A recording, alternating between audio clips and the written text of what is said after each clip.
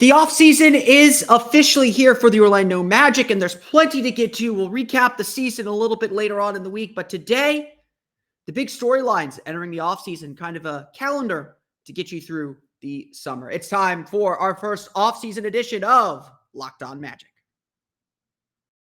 You are Locked On Magic, your daily Orlando Magic podcast, part of the Locked On Podcast Network, your team every day.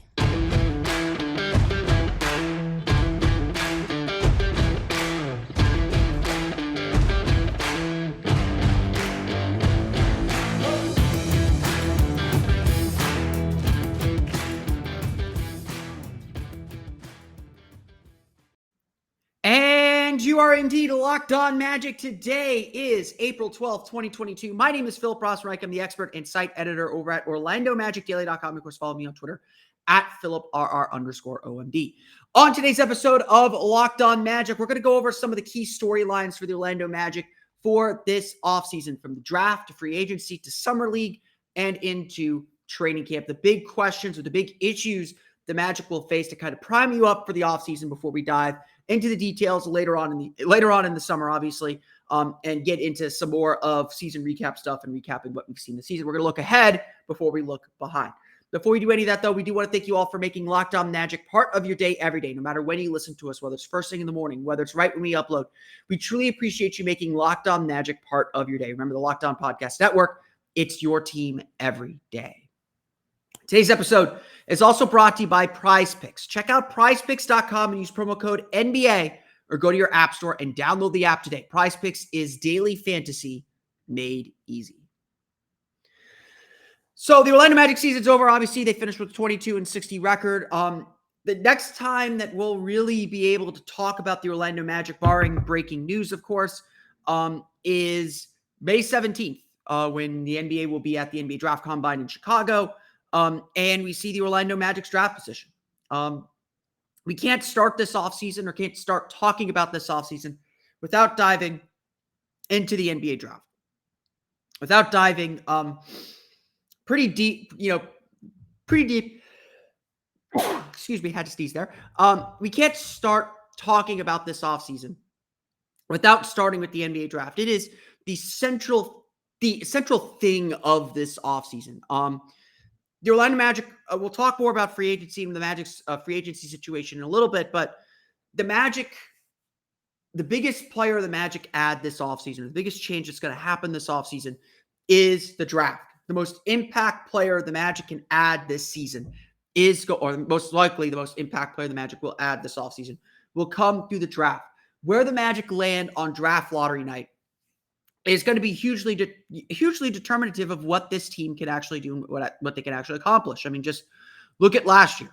If Orlando had landed one of the top three picks like they were supposed to, like they had kind of aligned themselves to do, they would have gotten really good players. Not that Jalen Suggs and Franz Wagner aren't really good players, but they would have gotten Cade Cunningham, who looks like he'll be an all-star, or Evan Mobley, who completely changed Cleveland's defense, or Jalen Green, who looks like he's just the kind of scorer this franchise hasn't had, frankly, since Tracy McGrady.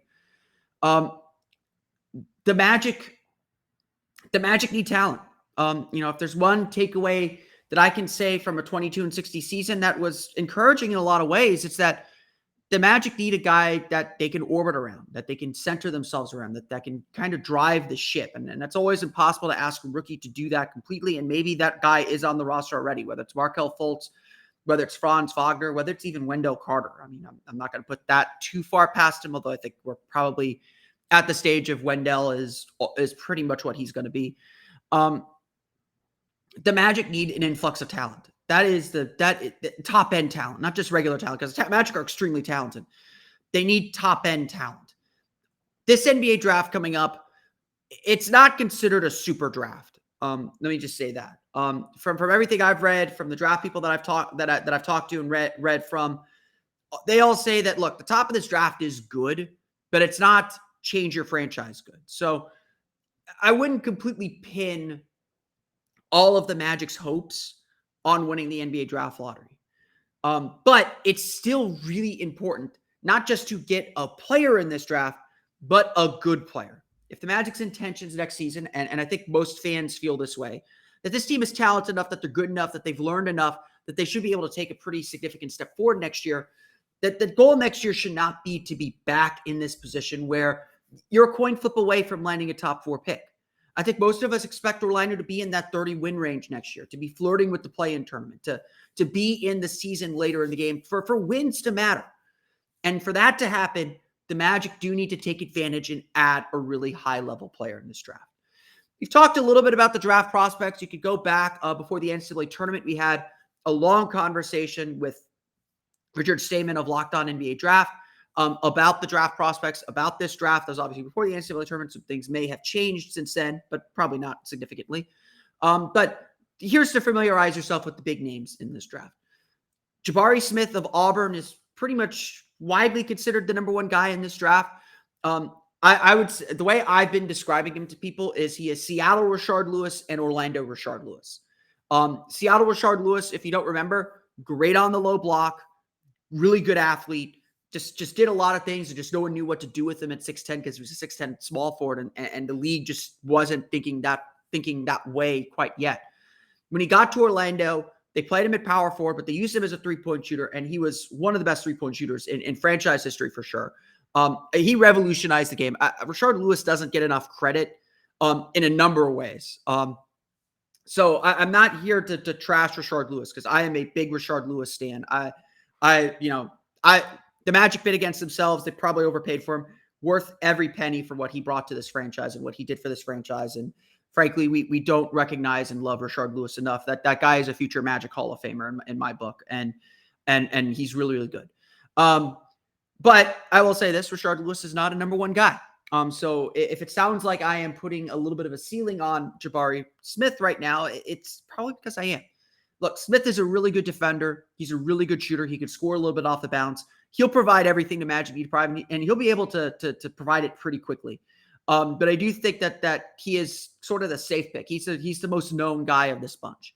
The other top guy in my book is Paolo Banchero of Duke, just a great scorer. I do think it's really important when you're in college that if you pop out physically, that does mean something. If you look like a man among boys, that does mean something. Paolo Banchero you could always tell where Paolo Banchero was on the floor. And that's not just a credit to his activity. He's great off the dribble. He's great facing up in the low post. He's developing a 3-point shot. It's a lot better than I thought it was. His passing's a lot better than I thought it was. This guy had the best NCAA tournament that of all the draft prospects. He looked really impressive in leading Duke to the Final Four. This guy is your natural 20-point per game scorer. This guy is the guy that when you think of a number 1 guy, this is the guy. It would not surprise me if Banchero is ultimately the number 1 pick in this draft. The big mystery, the big debate that we will have, and I'm sure we will talk more and more about it, is Chet Holmgren. Just a big dude. He's a big dude. A lot of Magic fans, I think, are gun shy about him because of the Mo Bamba experience. He is rail thin 7. He's a rail thin 7-footer. He has great timing to block shots. He has great timing to play defense. He tracks really, really well. He's a really smart defender. So in that sense, he is not Mo Bamba, and we will talk more about Mo Bamba here in a little bit. In that sense, he is not Mo Bamba. He seeks out physicality. He's not afraid to get bumped around a little bit, but he will get moved in the NBA. He's probably a 4 at the beginning of his career until he fills out a little bit. And the Magic, I've kind of had this conspiracy theory that the Magic played Mo Bamba and Wendell Carter together all year as kind of a proof of concept that it would work with Chet Holmgren. Well, we'll see if that pans out or not. Not that Bamba didn't earn the starting minutes, but I think they're thinking a little bit ahead there too. Don't knock Holmgren. I may be lower on him after the NCAA tournament, some of the things that I saw, but the guy, if there's a guy that could truly transform the league and transform your team, Chet Holmgren is that guy. The upside on him is really big. He could be New York Kristaps Porzingis. He could be Dallas Kristaps Porzingis. And I don't need to tell you which one is the good one and which one is the bad one, but both are still pretty good players. The other guys to keep an eye on, Jaden Ivey of Purdue, really good guard, really explosive guard. Everyone's kind of called him a John Morant light. The other guy, I'm a big fan of Keegan Murray of Iowa. Great shooter, good athleticism, good length. He checks all the boxes for the Magic. Would not surprise me if he is a surprise pick to get into that top 4. And then the other guy that's getting a little bit more publicity right now that we just don't really know a lot about is Shaedon Sharpe. He went to Kentucky last year. They sat him out over eligibility concerns. He enrolled early at Kentucky, and the Wildcats were not sure if he was going to be eligible to play, and they didn't want to wait on it, so they ended up sitting him out.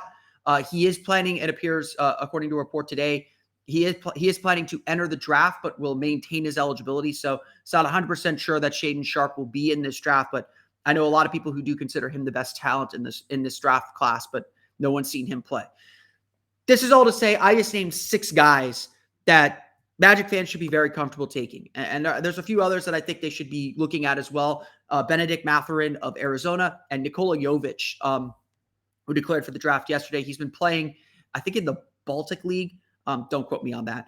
6'10", small forward, really good shooter, really good offensive player. Everything. I haven't watched a ton of tape on him yet, but he's the top prospect, top international prospect in this year's draft class. That's Nikola Jovic with a V, not Jokic with a K. So that's the important distinction that we got going on here. Again, so this is all to say, there are probably 6, 7 guys maybe 8 guys that I feel really comfortable taking in this draft. Now, whether they all become stars, who becomes a star, that's going to be the variability, and that's going to be the trick of this draft. There are probably 3 or 4 guys that are very, very good in this draft. So winning the lottery is going to be really important. But Orlando, and ensuring that they get a top 6 pick, I do think they have put themselves in a really, really good spot to get a quality player in this year's draft. And that's what this season was about. So now it's about A, figuring out where you're going to land in the lottery, and then B, picking the right guy and moving forward with him. And that's, again, that's the central thing of this offseason. That is the central guy that this team's going to add, and that's going to set the roadmap of which direction the team goes in a lot of ways, whether it's in free agency, whether it's in who they retain, whether it's in what kind of team they try to build or how quickly they try to build. I don't expect the Magic to be super aggressive in trades next year. We'll talk more about that coming up here in a bit. But if they get a guy who changes their franchise very, very quickly, obviously that changes the timeline a little bit. Once that countdown clock starts ticking, it starts ticking. But the Magic got to get some talent in. They got to get some top-end talent in, and that's what this draft is all about. NBA Draft Lottery, again, is May 17th. We'll talk a little bit more about the Magic's free agency plans and the big Mo Bamba question coming up here in just a moment. But first, NBA fans, the playoffs are here, and daily fantasy does not stop. So if you're looking for a daily fantasy option for the NBA, then you need to try the award-winning app PrizePicks. PrizePicks is daily fantasy made easy. I love this game, and we know you will too. It's easy to use and easy to play. Here's what you do. You pick 2 to 5 players and an over-under on their projections. And if you get all of them right, you can win up to 10 times on any entry, and it's just you versus projected numbers. No battling these professional gamers, these guys who enter multiple entries and take all the prize money in those playing groups. It's just you versus the numbers. It's that easy. Entries can be made in 60 seconds or less. Their PrizePicks offers safe and fast withdrawals. PrizePicks offers a variety of options too. So you can take whether Paul George will score over under 23.5 points, and whether our guy, Brett Phillips, will get more than 1 strikeout. That's probably not that last one, but that was fun watching him pitch yesterday. You can mix sports with basketball, baseball, hockey, all going on at the same time. So you can get the entry that you feel comfortable with and you feel can win. For a limited time, PrizePicks has an exclusive no-brainer of an offer for all of our users. Users get $50 for free if a player in your first PrizePicks entry scores a single point. But you have to use the promo code NBA. That's right. This is an exclusive offer available to Locked On fans. Sign up today and use code NBA, $50 for free if a player in your first PrizePicks entry scores a single point. Today's podcast is also brought to you by BetOnline.net. BetOnline.net is your #1 source for all your betting stats and sports info. Find all of the latest sports developments, league reviews, and news, including this year's basketball playoffs and the start of the Major League Baseball season. BetOnline is your continued source for all your sporting wagering information, from live betting to playoffs, esports, and more. Head to the website today or use your mobile device to learn more about the trends and action. BetOnline, where the game starts. We want to thank you again for making Locked On Magic part of your day every day. For your next listen, check out the Locked On Now podcast, nightly recaps of every NBA game with analysis from our local experts. It's free and available wherever you get podcast. Of course, with the NBA play-in tournament starting tonight, it's going to be really important that you listen to Locked On Now, get all the best analysis and information from local experts who know their teams best. We will talk playoffs too. Don't worry. We're not going to forget what's going on in the league at large. So we will add that to our last segment here coming up starting tonight or tomorrow, starting with tomorrow's episode, because the playoffs are so important. It's so important to kind of glean information from what's going on. We'll talk plenty about the playoffs throughout the course of the offseason as well as we get through this early stage. But getting back to our calendar here, the Orlando Magic are going to have a very busy free agency. And we'll get into kind of the big picture free agency stuff a little bit, but it all really starts with Mo Bamba. The biggest free agency question the Magic have this offseason is about Mo Bamba and what they end up doing with him. Bamba was hungry for opportunity. He wanted consistent playing time. The Magic started him all year long, and he came through and had a really nice breakout season. 10.6 points per game, 8.1 rebounds per game, 1.7 blocks per game. That's what's going to happen when you increase a player's minutes, is they're going to produce at a higher level. But the question was always kind of hovering over Mo is what's going to happen to him in free agency. Obviously, Wendell Carter's kind of taken over the center spot. Jonathan Isaac's waiting in the wings. Franz Wagner's waiting in the wings. Chuma Okeke's waiting in the wings. All the guys at the top of this draft are big forwards or a center in Chet Holmgren. Someone's going to get squeezed out. And I warned this at the beginning of the season. Some of these young guys are going to get squeezed out. The Magic have to start picking who they actually want to develop and who they actually want to emphasize and build around and figure out who is just going to be a supporting player to kind of get their main guys where they want them to be. That's what they spent all season with RJ Hampton on. Mo got better this year. Let's not beat around the bush there. Mo had a really good season, and we'll do player evaluation starting next week, but Mo did good stuff this year. No doubt about it. No getting around it. No changing it. It was an encouraging season for Mo Bamba. But was it enough for him to earn a brand new contract? Was it enough to know what his value is? Was it enough for him to set a big value on the market? The reality is that those questions are still really hard to figure out. This year, there are not a lot of teams with cap room. That's just the plain truth. There's just not a lot of teams with a ton of cap room. The Magic are one of them. So the Magic will have the money to spend if they want to spend it. But the question is, what would Mo Bamba get? Would he get the mid-level exception from someone?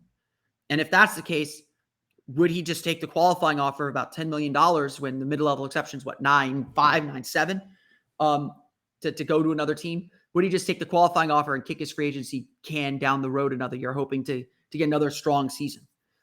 The reality there too might be that Mo Bamba won't have the same role next season, that his role will be changed because of new players added to the roster, because of new lineups coming into play. That's all the risk that Mo and his reps have to figure out. That's part of the risk the Magic have to figure out, because they don't want to overextend themselves. They don't want to overcommit to a roster that is still really young and obviously still needs some improvements. As much as the Magic need to kind of keep guys in reserve for trades, they also have to be kind of thinking long-term as well about who they actually want to invest in and who they want to build around. These are all huge questions, and I don't honestly have a good answer for this. A lot of people have asked me already, do you think the Magic are going to re-sign Mo Bamba? And I honestly say I'm 50-50 on it. I would not be surprised if he just signs a qualifying offer for $10.1, $10.2 million. I would not surprise me if he just signs a qualifying offer and kicks the can down the road for a year and plays a final season with the Magic and then hits unrestricted free agency and everyone kind of knows what's what after that. It wouldn't surprise me if the Magic do get him on a contract offer, do offer him like a 2 or 3 year deal to keep him. It would not surprise me if the Magic just let him walk, or the Magic orchestrate a sign and trade with someone that doesn't have the cap room to sign him outright. None of these things would surprise me, and I think that's part of the struggle of this season, of figuring out what's going to happen this season. For most part, he said at the end of after Sunday's game that he wants to stay in Orlando. He has talked unendingly about this team's development, this team's group, and really talked about them in the present tense. Like he wants present and future tense. He wants to be a part of this. And I do think that matters. And I do think, that's a really good sign for what the team is trying to build, that a prospective free agent has really publicly come out and said, I want to stay here. I want to be a part of this. I want to keep growing here. That there's a lot of faith in what the Magic are suddenly building. Because, certainly I don't think he'd be saying this under Steve Clifford, who really didn't have much use for him or couldn't figure out the right ways to develop him and keep him moving, where Jamal Mosley really helped him develop and gave him a lot of confidence to play at a pretty high level. And Mo's still a super talented player. That talent doesn't go away. The physical skills don't go away. It's just always been about kind of putting the pieces all together. And this was really the first year that he was able to do it. It goes into this larger question of what do the Magic do in free agency? And this is going to be, I think, one of the more fascinating questions and issues that the Magic are going to face. This is not a good free agent summer. There are not a lot of good free agents. Most of the big ones are expected to stay where they're at. I think James Harden becomes a free agent this offseason. He's expected to stay in Philadelphia. Zach LaVine becomes a free agent. DeAndre Ayton is a restricted free agent. They're all expected to stay where they're at. As silly as the DeAndre Ayton situation is, Phoenix is going to match any offer, especially if they win a title. Orlando is one of 3 or 4 teams, I believe, that actually has cap room for next season. Not including Devin Kennedy's new contract, Mo Wagner's non-guaranteed amounts, or cap holds for Gary Harris and Mo Bamba, or the upcoming draft pick. The Magic have roughly $81.2 million committed to next season. If the Magic pick second next year, that would cost them another $7.5 million. So with a salary cap that's projected to fall at $122 million, the Magic are somewhere in the neighborhood of $31 to $32 million of cap room this offseason. They're one of the few teams that does have max cap space or can create max cap space if they want to be super aggressive. The reality is, though, that is not what's going to happen here. That's not what the Magic are going to do. There's A, not free agents for them to chase, and B, they're in a rebuild. They want to take things slow. They want to be patient and methodical. So the big thing I think the Magic want to do is deal with their own free agents. They will deal with Mo Bamba. He's got a $20 million cap hold, but that'll be erased once they do sign him. I think they might go out and re-sign Gary Harris, like re-sign him to a front-loaded deal that starts like above $20 million and then decline it from there with really just make it a super tradable contract for him, because Gary Harris played really well and was a good veteran for this group. It wouldn't surprise me if that's how the Magic act this offseason. The Magic spend the bulk of their cap room either retaining their guys or use it to rent as a rental, to rent their cap space out to teams that need help making trades. Because this is a weak free agent summer, it's going to be a big trade summer. It's going to be a big trade offseason. I think we're already sniffing out that there are going to be some big moves this offseason, whether it's Russell Westbrook getting moved, whether it's, Bradley Beal potentially getting moved, whether it's, there are guys that are going to be itching to get out. And it would not surprise me if this is a big offseason for trades. And if that's the case, then Orlando is going to be a repository for unwanted contracts to help teams kind of make the math work, to make the numbers work, renting out their cap space and either getting draft picks or getting quietly some players that they may want that are undervalued by the teams that currently have them. I think that's how the Magic are ultimately going to act this offseason. I think the Magic are ultimately going to use part of their cap space as rental, and I think they're going to focus more on their own free agents. I don't think they're going to be very active in the free agent market. I think they'll try, and whether it's Gary Harris or someone else, they'll try and add a veteran to their rotation to kind of keep this team balanced because it's still super, super young. But overall, I think Orlando is going to act more as a trade partner using that cap room rather than as a free agent destination. We're just not at that stage. It's not that Orlando isn't a free agent destination. It's just free agency isn't how players move anymore. It's trades. It's being able to put yourself in a position to have the assets to make a trade. And B, this just isn't a good free agent summer. I mean, maybe the Magic put in an offer for Miles Bridges, but I don't see the reason for that. I never did, but some people have been thinking that's what the Magic will do. Someone's going to be left holding that bag, and I don't want it to be the Magic. We'll talk a little bit more about player development and what comes next this offseason as well, coming up in just a moment. But first, this episode is brought to you by Rock Auto. With the ever-increasing numbers of makes and models, it's now impossible for your local chain auto parts store to stock all the parts you need. So why endure often pointless or seemingly intimidating questioning and wait while the person behind the counter orders the parts on their computer, choosing the only brand their warehouse happens to carry? You have computers with access to rockauto.com at home and in your pocket.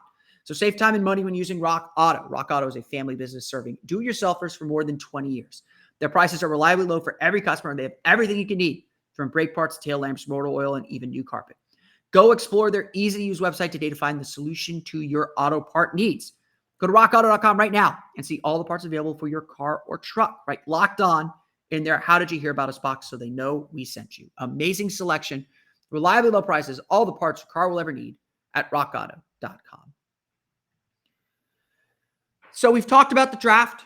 We've talked about free agency. The last piece of the Magic's offseason is player development, is individual player growth. And a lot of that's going to happen behind closed doors. We're not going to really see much of it until we get to September, until we get to training camp, until we get to the preseason, begin to understand how players have gotten better and how much they've grown, and understand what Jamal Mosley is trying to preach and trying to teach.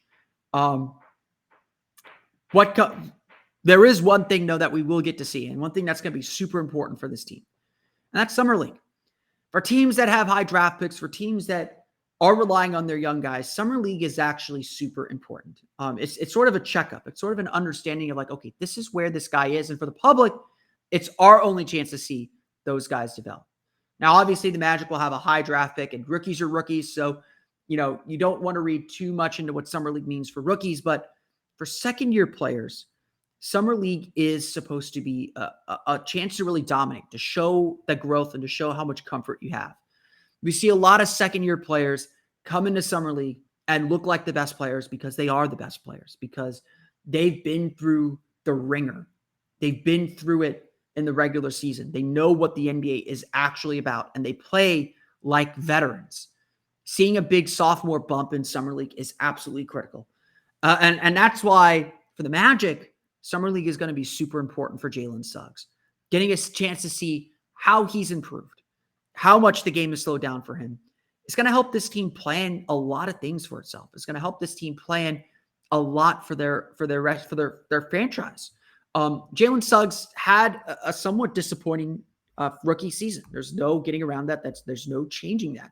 He averaged 11.8 points per game, 4.4 assists per game, but shot only 36.1% from floor and 21.4% from beyond the arc. That may not have us giving up on Jalen Suggs. He's a great defender. We can see that he can get to the basket whenever he wants, but it certainly tempered the expectations that a lot of us had. In a really strong draft class, Jalen Suggs is the one top 5 pick that hasn't really gotten it yet and hasn't really taken some really significant steps forward. That's not to say Jalen Suggs can't get there. Jalen Suggs absolutely can get there. I still believe in this kid.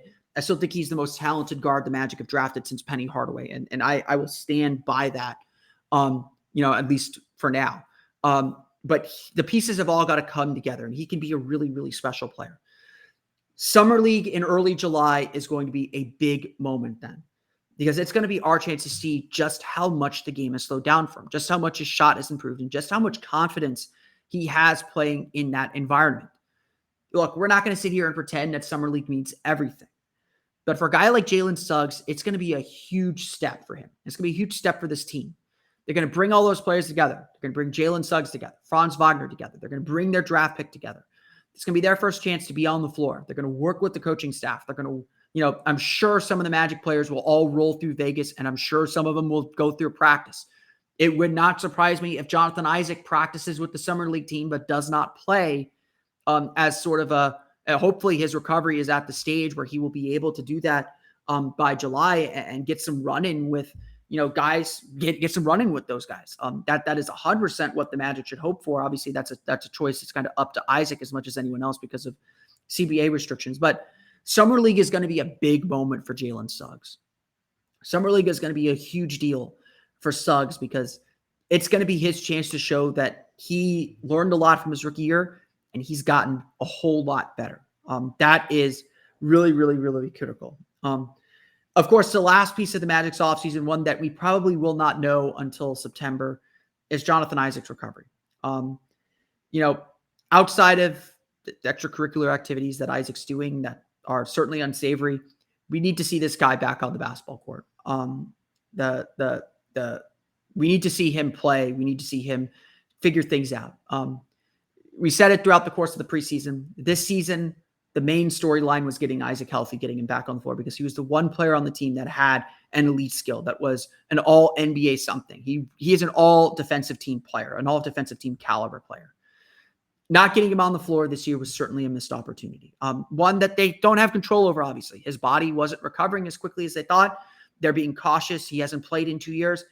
All that's fine. I respect it. I honestly respect the Magic for being slow, patient, and methodical with him, and making sure everything is 110% ready before he steps on the floor. They're right. There is no reason to rush him. He can only go as fast as his body can go. And I honestly, I will take the Magic at their word that everything's gone as planned. It's just been slower than normal. Yes, I do think the Magic should have been more upfront and given more updates on his recovery, but there's no reason to believe that they're lying to us. And there's no reason to believe that Isaac, hasn't been working as hard as to come back. Maybe, again, his extracurriculars that are extremely unsavory at this point aside, the kid just needs to play basketball again. And the hope is that he will be ready to go by training camp. That the Magic have set that as the target. Like I said, I hope that he's able to practice with the team in Summer League. I think that would be a really good venue to kind of get him ramped up again, so that he can spend that last half of the summer, last half of the offseason, getting ready for training camp and being ready to go for camp. But Isaac is still a huge story. And now the story shifts, though. It's no longer the Magic are depending on Isaac. Now it's Isaac has to fight for a spot. That's the reality of missing a year. Now the Magic have Franz Wagner. Now the Magic have Chuma Okeke. Now the Magic have Wendell Carter. Now the Magic are probably going to be drafting another guy at his position. Jonathan Isaac is fighting for his spot. And obviously, he's going to be focused on returning from injury. That's his main focus. But his part and presence and future on this team isn't secure anymore. And that's a really important thing to remember. That's a really important point to remember here for the Orlando Magic. That's going to do it for me today, though. I want to thank you all again for listening to today's episode of Locked On Magic. Of course, find us on Twitter, Locked On Magic. Subscribe to the podcast and Apple Podcasts, Stitcher, TuneIn, Himalaya, Google, Spotify, Odyssey, and all the places on all podcasts to your podcast-enabled listening device. You can find me on Twitter at PhilipRR_OMD. And for the latest on the Orlando Magic, be sure to check out OrlandoMagicDaily.com. You can follow us on Twitter at OMagicDaily. Now that you're done listening to us, be sure to check out the Locked On NBA podcast. From the first jump ball of the play-in tournament tonight to the last possession of the finals in June, Locked On experts take you deep inside the playoffs with insight and analysis affecting all 30 teams. Check it out today at Locked On NBA. That's going to do it for me today, though. We'll be naming our fourth quarter MVP of the season on tomorrow's episode of Locked On Magic. So until then, for Orlando Magic Daily and Locked On Magic, this has been Philip Rossman. See you all again next time for another episode of Locked On Magic.